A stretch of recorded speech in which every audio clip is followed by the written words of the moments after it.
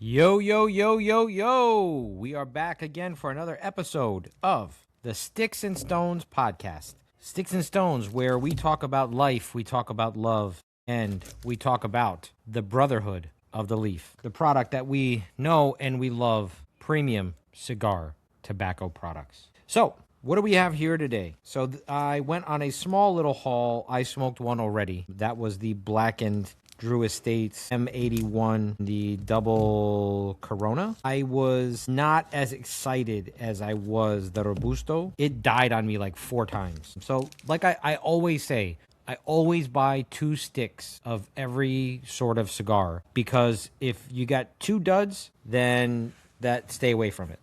And there could be a dud in any batch. Any box could be a dud. So here's what I've got. I've got the Olivo Series O in the Maduro, and this is a 6x60. 60 ring is like, it's my homeboy, that's my go-to. Then we have, I think this has been aged 6 years. This is the EP Carrillo Inch cigar from Nicaragua. So this is a new one. Saw that, had to pick that up. I got these from Cigar Heaven, or Cigar Distributors of Texas, CDOT. And then we have the 20 Acre Farm, FSG by Drew Estate. That is the Florida Sun Grown by my good friends at Drew Estates. Love Drew Estate cigars. What are we thinking about pairing this with? Oh, by the way, I'm going to try this one because it was the most attractive to me. We are going to be pairing this with Larceny Kentucky Straight Bourbon Whiskey. This is the small batch wheated bourbon mash bill by John E. Fitzgerald. All right, so let's get a little education. So Larceny has its origins in the history of John E. Fitzgerald and the Old Fitzgerald brand, a legendary Kentucky straight bourbon with a story rooted in supposed warehouse larceny. The bourbon's key-shaped logo isn't decorative. It is the direct nod to Fitzgerald's position as a treasury agent, which gave him access to the keys to government-bonded warehouses where the finest barrels of bourbon were stored. So that's kind of like bottled in bond. They had to be stored in government-bonded warehouses. The Larceny line is known internally at Haven Hill as OFD, or Old Fitzgerald Distillate. And the recipe bears the name and reputation of a bourbon that was once sold to the legendary Pappy Van Winkle before being produced by Haven Hill. So what makes it wheated? Larceny's small batch is distilled from a mash bill of 68% corn, 20% wheat, and 12% malted barley, and bottled at 92 proof. So the 68% corn is definitely what makes it bourbon, because it has to be at least 51%. The critical distinction, wheated replaced as the secondary grain. Most bourbons use rye in that role, which creates spice and fruit-forward character. Wheat is softer, rounder, and more pastry-like. I like the sound of that. Larceny has 25% more wheat than the leading competitor, meaning it's not just a wheatier, it's an aggressively wheated bourbon. That's what separates it from Maker's Mark and Weller Special Reserve, which share the wheated style but use less wheat in the recipe. Barrel char is number 3, and while there's no official age statement, the bourbon is believed to be 4 to 5 years old, with barrel proof entry around 125 proof. Haven Hill selects a limited number of barrels from specific floor locations in the Rick House for Larceny's 6-year taste profile.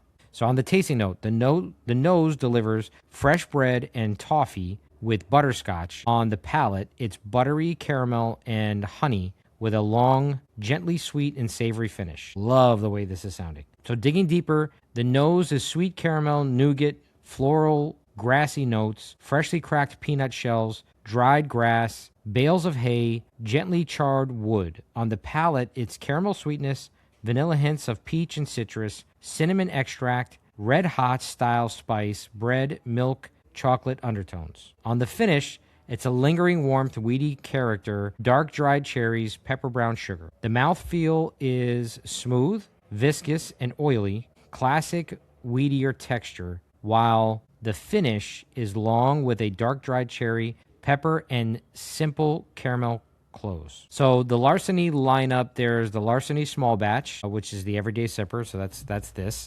Larceny Barrel Proof, released 3 times yearly, January, May, and September. Non-chilled filtered, 6 to 8 years, full barrel proof. And then there's the Old Fitzgerald Bottled in Bond, the Prestige, allocated expression, 8 to 16 years, depending on the release. So that is very interesting. I cannot wait to crack this open. Now, on to a little info on the stick of the evening. I'm going to go put these aside. Not going to indulge in those. We're going to put this bottle on the side here. Let me get it ready. Give it a snippy. I love, a lot of cigar companies have gotten out of wrapping it in their cigars in a cedar spill. It just, I don't know, to me, it just adds like a level of class. Right. So that is a beautiful stick. It really is. Give that a snip. So Florida was once a major tobacco supplier for the cigar factories in Tampa and beyond. True fact. But tobacco growing in the state had been dormant since 1977. The revival came through Jeff Borishwitz, who purchased a plot of land just west of Orlando in the Clermont, Florida area and began cultivating what would become Florida Sun-Grown, or FSG tobacco. Now, fun fact, I believe that Jeff owns the Corona family cigar brand, their brand of lounges and stuff. I had a friend that managed multiple of their locations. Great company, great family, just awesome people. Jeff combined age-old tobacco growing practices with the most advanced modern agricultural technology to produce Florida Sun-Grown tobacco, which is unique in every aspect of flavor, intensity, and aroma. The 20-acre farm operation also produced high-grade honey and beef. I know that for a fact from my friend. He would tell me that. It's a full working farm, not just a tobacco plot. Borshwitz and Drew Estates founder Jonathan Drew have been personal friends for decades, which made this collaboration a natural evolution rather than a business of convenience deal. This is actually Drew Estates' second cigar to feature FSG tobacco. The first was Florida Sun-Grown by Drew Estates, released in July of 2017. The 20-acre farm is the premium evolved follow-up. So this is the blend. The FSG 20-acre farm features an Ecuadorian Connecticut shade wrapper, a sun-grown Honduran Habano banner, and a filler blend of Nicaraguan tobaccos from Esteli and Jalapa, plus Florida sun-grown leaf. The FSG filler specifically uses FSG Corojo, a Cuban seed strain grown on the Florida farm. The goal, per Drew Estates' own language, was to craft a cigar that smokes like butter and more butter. Butter and more butter. Jonathan Drew described it this way. Violeta, Abajo region, the Florida sun-grown tobacco serves as 20-acre farm's backbone, and it leads every aficionado on an exclusive journey through history, space, and time to the gilded years of Cuban cigars. The blend was constructed by Willie Herrera, Drew Estates master blender, and rolled at La Gran Fabrica, Drew Estates in Esteli, Nicaragua, one of the 5 largest premium cigar factories in the world. So Vitolas and pricing. Available in 4 sizes. The Robusto, 5 1/8. 5 1/4 by 54. The Toro at 6 inch by 52 ring. The Gordito at 6 inches by 60, which that's what this is. And the Corona Cigar Company exclusive 25th anniversary Bellicoso, the 7 inch by 54 ring. As I mentioned, Corona Family Cigar or Corona Cigar Company. Great company. It is the same owner. Great people. It's now that makes sense why their lounges are Drew Estate lounges, with the exception of the store across from the International Plaza Mall in Tampa, which is a Davidoff lounge. The Gordito runs $15.40 per stick in a box of 20 or $3.08 a box. Robustos and Toros are in the $13 to $15 range, depending on the retailer. So on the flavor profile, the 20-acre farm delivers balanced tones of bold oak, sweet cedar, white pepper, and bright citrus. I'm going to give this a dry pull. I get the sweetness already. So reviews across the board highlight first third is the cedar hay, light almond, subtle mint, and the cold draw dry is oatmeal, cereal seed, and Brazil nuts. I definitely get the Brazil nuts. Second third is white pepper, vanilla emerge, grain profile becomes prominent with lemon zest and cocoa nuances. And on the final third is toasted nuttiness, candied chestnut, warm hearth finish. The FSG tobacco really shows up here. The ash is near perfect, combination of even with zero heat, and the draw is exceptional. Cut to straight for cumulonimbus grade clouds or punch. V-cut for a more regulated but still fluid draw. One reviewer called it hands down one of the spiciest Connecticut cigars on the market today, which is a bold statement for a shade-wrapped stick. But the FSG filler is what drives the unexpected complexity. So on the body, this is a medium, accessible but never boring. It punches above its weight class for a Connecticut. On the construction, it's universally praised. The presentation includes a satin foot band and a cedar sleeve, sophisticated touches that match the cigar's refined character. Totally agree. Totally agree. So now let's light this bad boy up. I think I left my lighter. Doing my best not to barbecue this because this lighter's acting up. This torch is acting up, so I can't stop. There's billows of smoke coming out of this thing. Oof. Woo, that's good. Okay, now for the fun part of my job. I get to smoke and drink, guys. This is who wouldn't have this job, right? Right? Fun stuff. Definitely get that sweetness. For those of you on YouTube can see that golden brown. We definitely get the bread. That doesn't even feel like a 92 proof, honestly. That feels like an 80 proof, which I'm not mad at. That's a good bourbon. Now I know why it's on everyone's list. Larceny's got a cool backstory too. Yeah, really cool. Definitely sweeter. The draw is phenomenal on this thing. Excuse me. It's a Friday at the recording of this episode, and after a long day of work, I actually still have some work to do after this. But I went to Total Wine and I bought 2 bottles of bourbon. Then I went to the cigar store, bought a couple of sticks, and I get home and I just want to kick back and relax and do what I love, smoke my cigars, have a nice drink, kind of unwind before I have to get some more work done, which will get me more wound up, and who knows, may have another drink. I don't know. It just seems like time is just moving so fucking fast. It feels like yesterday was Monday and it's Friday now. So weird. But that's why we have the whiskey and the cigars to get us by, man. So one of the unfortunate things is I was on a business trip on the East Coast. I was in the Carolinas, and I didn't get a chance to go to any cigar lounges. Didn't even buy a cigar. Didn't take cigars with me. Pretty crazy. It was a quick trip. I was only out for a couple days. But I stayed at a Marriott property, and there was a bar in the hotel. And the first day that I was there, I got fucking hammered. I didn't think I was hammered until I got to the room, and I had my favorite hoodie on, and I usually wear it during a podcast when I'm kicking back. So anyway, the bartender was, we were chopping it up, whatever. She was really friendly. She was cool. And shout out to Joy and to Katie at the Spring Hill Suites in Charlotte, North Carolina.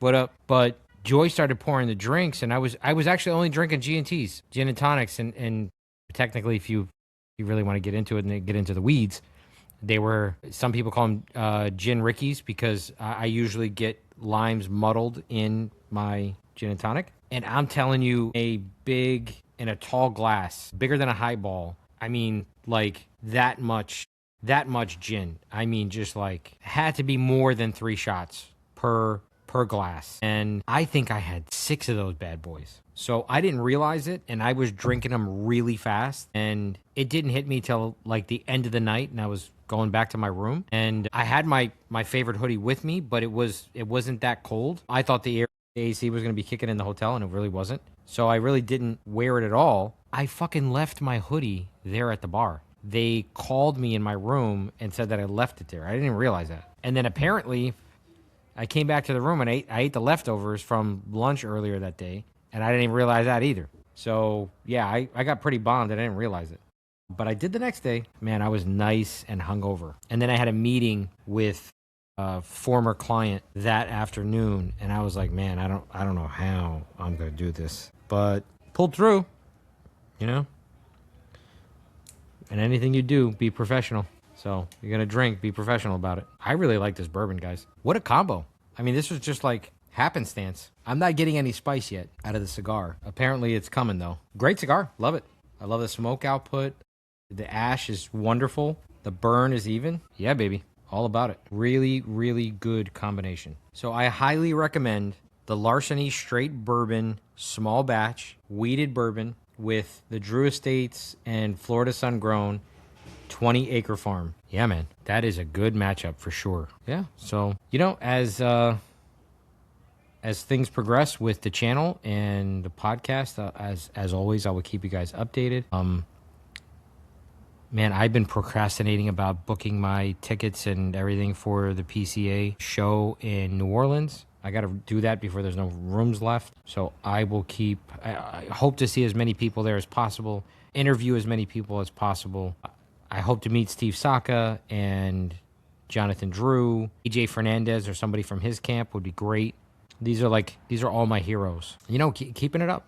Just keeping up the, all of the episodes of the podcast and sharing with you guys on Instagram and Facebook and all of these different platforms that, everybody has access to today. Just keeping all that up. It really is a full-time job, guys. It really, really is. On top of everything else that I've got going on and businesses that I'm running and everything else. But this really is a passion project. I do absolutely love cigars. It's part of my character. It's part of my makeup. It's what I'm really passionate about. I'm a part of some different cigar groups and meetups and all this kind of thing. And actually, there's a men's Bible study that I'm a part of, which is more like a kind of a support group, talking to different guys and over cigars at a cigar lounge. So that's pretty cool. I will be visiting Scottsdale, Arizona. Probably going to go to Fox Cigar Lounge there when I'm there. I'm going to be in Dallas soon. Going to go to Industrial Cigar Co. Eventually, I'm going to make it back home to New Jersey. I'm going to hit a bunch of different cigar lounges there. Definitely going to hit some stuff in the city, like the Carnegie Club and places like that. So I'm going to take you guys with me. Hopefully I can podcast from there. Still trying to figure out, how I'm going to do that. I have to make some arrangements ahead of time. So excited about that. Excited about some new things that we're going to unveil soon. I can't really let the cat out of the bag yet. More things coming with all of my other channels. I have a couple of things in my personal brands. Professionally, as everyone knows, I'm a commercial real estate broker, so doing that